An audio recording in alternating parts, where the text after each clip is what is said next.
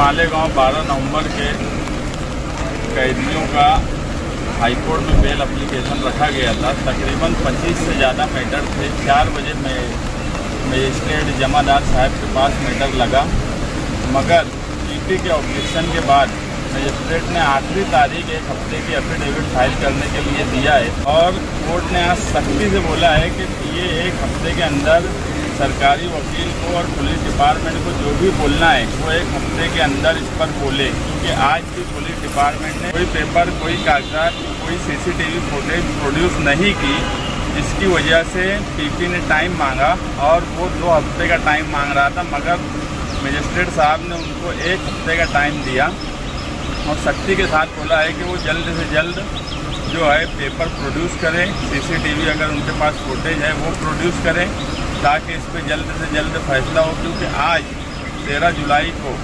कैद व बंद की सोबतें झेल रहे कई लोगों को आज मुकम्मल 8 महीना हो गया है। मालेगांव शहरियान से भी हम अपील करते हैं कि वो इन लोगों के लिए दुआ करें कि लगभग 30 से ज़्यादा लोग आज भी कैद व बंद है, उनको जल्द से जल्द रिहाई हो। और हमें पूरी उम्मीद है जुडिशरी पे कि आने वाले हफ्ते में की बेल मंजूर होंगी, क्योंकि आज कोर्ट का जो रवैया था वो एकदम क्लियर था कि जो भी बोलना है सरकारी वकील को या पुलिस डिपार्टमेंट को वो आखिरी इस हफ्ते में बोले।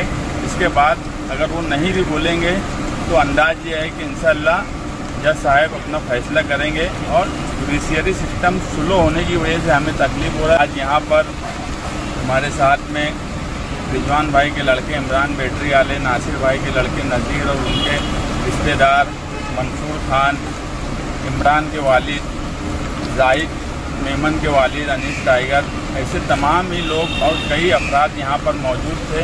कई सीनियर काउंसिल हमने अलग अलग खड़ा किया था ताकि उसमें अलग से कोई बात ऐसी बन जाए कि बेल एप्लीकेशन में। मालेगांव मुस्तफ़ा भंगार बाज़ार डायमंड कारपेट होलसेल रेट में कारपेट दिया जाता है। हर किस्म का यहाँ पर कारपेट दिया जाता है। हमारा पता याद रखें, मालेगांव मुस्तफ़ा भंगार बाज़ार डायमंड कारपेट होलसेल रेट में दिया जाता है।